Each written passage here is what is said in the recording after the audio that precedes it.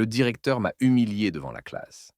Mais un élève a filmé la scène et le directeur m'a humilié devant toute la classe. J'ai senti mon visage brûler, mes mains tremblaient. Mais au fond de la salle, un élève avait sorti son téléphone. Et ce qu'il a capturé allait tout changer. Abonne-toi et active la cloche pour découvrir toute l'histoire. N'oublie pas de liker si toi aussi tu crois que la vérité finit toujours par éclater. La cloche venait de sonner. Les élèves, bruyants comme toujours, traînaient leur sac à dos entre les rangées de tables. Moi, j'étais encore assis, le regard baissé sur mon cahier, rempli de notes soigneusement alignées. J'avais passé la nuit à réviser, espérant que cette fois, le directeur verrait mes efforts. Mais ce n'était pas un cours ordinaire, non. Ce jour-là, le directeur avait décidé de venir observer. Il se tenait au fond de la salle, costume sombre, bras croisés, yeux perçants derrière ses lunettes. Il n'était pas mon professeur, mais tout le monde savait. Quand il entrait, il cherchait à débusquer une erreur, un faux pas, une faille. Alors, lis ton texte, toi, lança-t-il soudain, pointant son doigt vers moi. Mon cœur fit un bond. Je me levai lentement, mes jambes lourdes comme du plomb. J'avais travaillé mon exposé toute la semaine. Je connaissais chaque phrase. Pourtant, sous son regard, mes mots se bloquaient dans ma gorge. Je commençai à lire. Une, deux phrases. Puis il m'interrompit, d'une voix glaciale. C'est ça ton travail? Tu appelles ça une présentation? Un rire nerveux jaillit d'un coin de la classe. Je baissai encore plus la tête, sentant mes oreilles rougir. Le directeur fit quelques pas vers moi, son ombre s'étendant sur mon pupitre. Regardez-le, continua-t-il. Voilà un exemple de manque de préparation, d'amateurisme. Si vous voulez échouer dans la vie, inspirez-vous de lui. Le silence tomba. Même ceux qui se moquaient d'habitude semblaient mal à l'aise. Mais personne n'osa bouger. Personne, sauf un. Tout au fond, près de la fenêtre, Mathieu sortit discrètement son téléphone. Son regard croisa le mien une fraction de seconde. Un regard qui disait « Tiens bon ». Je me sentis humilié, écrasé. Mais je ne savais pas encore que ce petit geste allait devenir mon seul espoir. Je restais debout, incapable de bouger, tandis que les mots du directeur résonnaient encore dans ma tête comme des coups de marteau. Chaque syllabe me piquait la peau. J'avais envie de disparaître, de m'enfuir, de ne plus jamais remettre les pieds dans cette salle. Assieds-toi. Tu fais perdre du temps à tout le monde, lâcha-t-il sèchement, avant de tourner les talons et de s'adresser à un autre élève. Je m'assis, le souffle court, les mains serrées autour de mon cahier. Les rires étouffés recommencèrent. Certains se chuchotaient des commentaires cruels. Mais je n'entendais presque rien. Tout ce que je percevais, c'était le poids de l'humiliation qui me collait au corps. Au fond de la classe, Mathieu, le téléphone toujours à la main, fixait l'écran. Ses yeux pétillaient d'une étrange lueur, un mélange de colère et de détermination. À la fin du cours, quand la cloche retentit, je me levai aussitôt pour filer par la porte. Mais une main se posa sur mon bras. « Attends », murmura Mathieu. « Tu dois voir ça. » Il m'entraîna à l'écart, dans le couloir désert. D'un geste rapide, il lança la vidéo. Et là, j'ai entendu ma propre voix, tremblante, puis les paroles du directeur. Mais cette fois, je les entendais de l'extérieur. La dureté, le mépris, la violence sèche dans chaque phrase. « Tu vois, ce n'est pas toi le problème, » dit Mathieu. « C'est lui. » Mon cœur battait à tout rompre. Pour la première fois, je réalisais que je n'étais pas seul, que ce que j'avais subi n'était pas juste une faiblesse personnelle. C'était une injustice. Et j'avais une preuve. Mais une preuve, pour en faire quoi? Mathieu me lança un sourire. Tu me fais confiance? Je ne répondis pas. Mais au fond de moi, je savais déjà que la roue était sur le point de tourner. Je passais le reste de la journée avec une boule au ventre. Le regard des autres élèves me semblait encore plus lourd que d'habitude. Certains m'évitaient, d'autres ricanaient en silence. Mais une poignée me jetait des regards furtifs, comme s'ils savaient quelque chose que j'ignorais. En fin d'après-midi, mon téléphone vibra.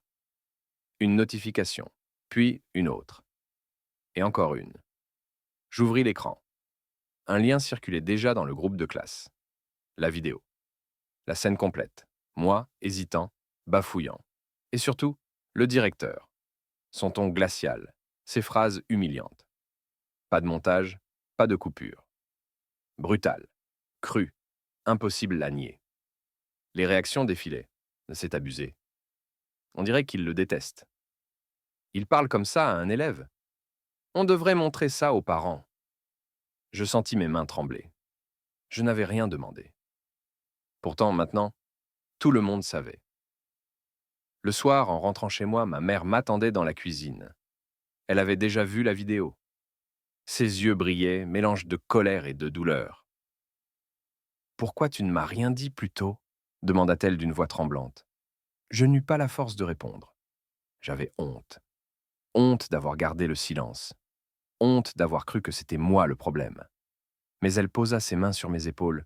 « Ce n'est pas toi qui dois avoir honte. C'est lui. Et crois-moi, ça ne restera pas impuni. » À cet instant, j'ai compris. La bataille ne faisait que commencer. Le lendemain matin, l'école avait changé de visage. Dans les couloirs, les chuchotements m'accompagnaient à chaque pas. Certains élèves me lançaient des sourires timides. D'autres me tapotèrent l'épaule comme pour dire « On est avec toi ». Mais il y avait aussi ceux qui détournèrent les yeux, trop effrayés par ce que cela signifiait. S'opposer au directeur, c'était risquer gros. En entrant en classe, j'ai immédiatement senti la tension. Le directeur était déjà là, au bureau du professeur, le visage fermé. Son regard balayait la salle comme une lame froide. Tout le monde se tut d'un coup. « Avant de commencer, dit-il d'une voix grave, je vais clarifier quelque chose. Cette vidéo qui circule est sortie de son contexte. Elle ne reflète en rien la vérité. » Un silence pesant tomba. Personne n'osa répondre. Mais je voyais bien que plusieurs élèves baissaient les yeux, incapables de cacher leur malaise. Mathieu, assis au fond, croisa mon regard et serra les poings. Puis, contre toute attente, il leva la main. « Excusez-moi, monsieur, mais c'est exactement ce qu'on a tous entendu. Il n'y a pas de montage. » Un souffle parcourut la classe. Le directeur se figea. Ses yeux lancèrent des éclairs. « Tu insinues que je mens ?» gronda-t-il. Mathieu ne baissa pas la tête.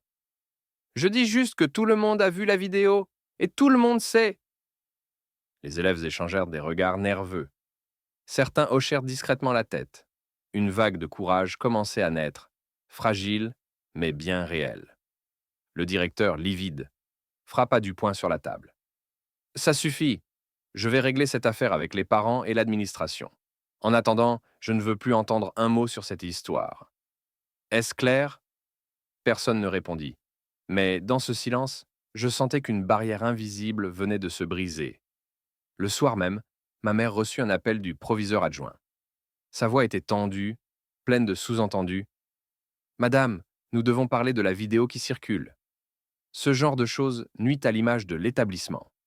Ma mère, d'habitude si calme, laissa éclater sa colère. L'image de l'établissement et la dignité de mon fils. Vous réalisez ce qu'il a vécu devant toute une classe ? Le lendemain, elle décida de ne pas y aller seule. Mon père prit une journée de congé. Ensemble, ils se rendirent au bureau du directeur, la vidéo sur leur téléphone.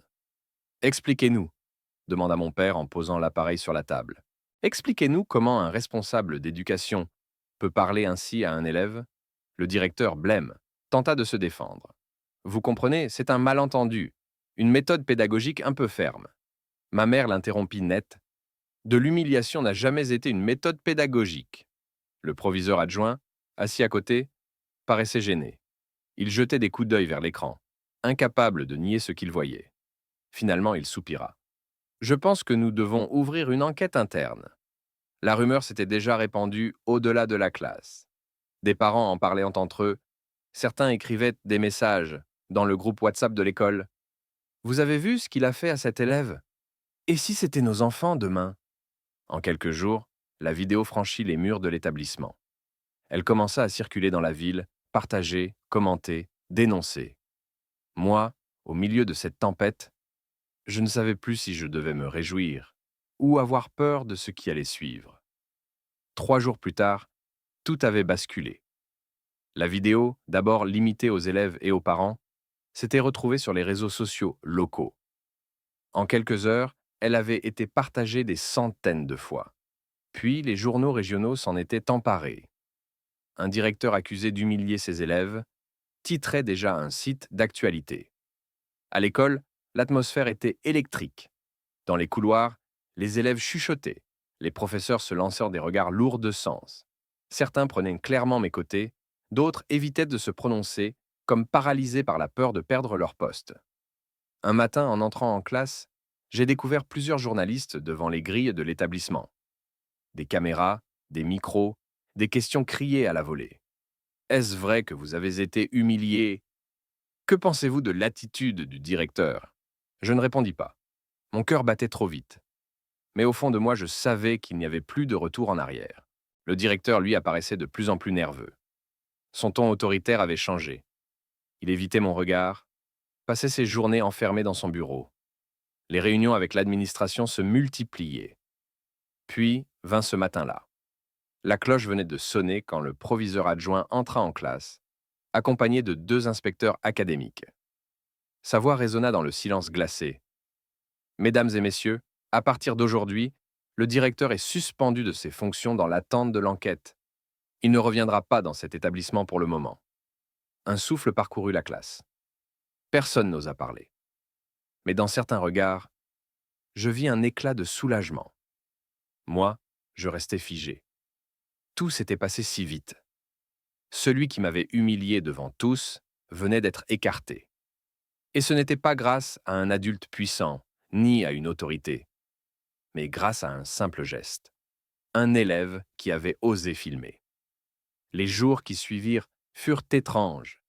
Certains camarades, ceux qui se moquaient de moi autrefois, vinrent soudain m'adresser des sourires forcés, comme s'ils voulaient effacer ce qu'ils avaient dit ou fait. D'autres, plus sincères, me glissèrent un mot d'encouragement.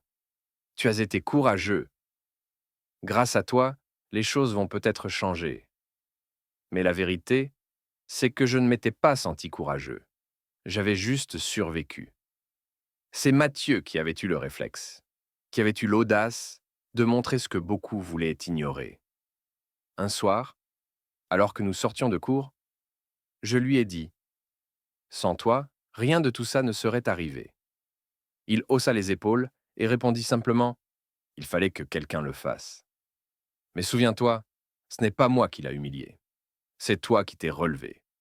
Ces mots résonnèrent longtemps dans ma tête. L'enquête continua encore quelques semaines. Les parents exigèrent des mesures, les professeurs parlèrent enfin à voix haute de ce qu'ils avaient vu ou subi en silence. L'école n'était plus la même. Le masque était tombé. Moi, j'avais changé aussi. Je n'étais plus l'élève effacé qui tremblait dès qu'on le pointait du doigt. J'avais compris une chose essentielle. L'humiliation ne définit pas celui qui l'a subie, mais celui qui l'inflige. Et ce jour-là, devant ma classe, quand on m'a demandé de lire un nouveau texte, j'ai levé la tête bien haut. Ma voix était ferme, claire. Dans le silence attentif de mes camarades, je me suis senti libre pour la première fois. La vérité finit toujours par sortir, même quand on essaie de l'enterrer. Et parfois, il suffit d'un geste simple pour faire tomber un mur de silence. Abonne-toi pour d'autres histoires, vraies et bouleversantes. Et n'oublie pas, si tu crois que la dignité humaine mérite toujours d'être défendue, laisse un like.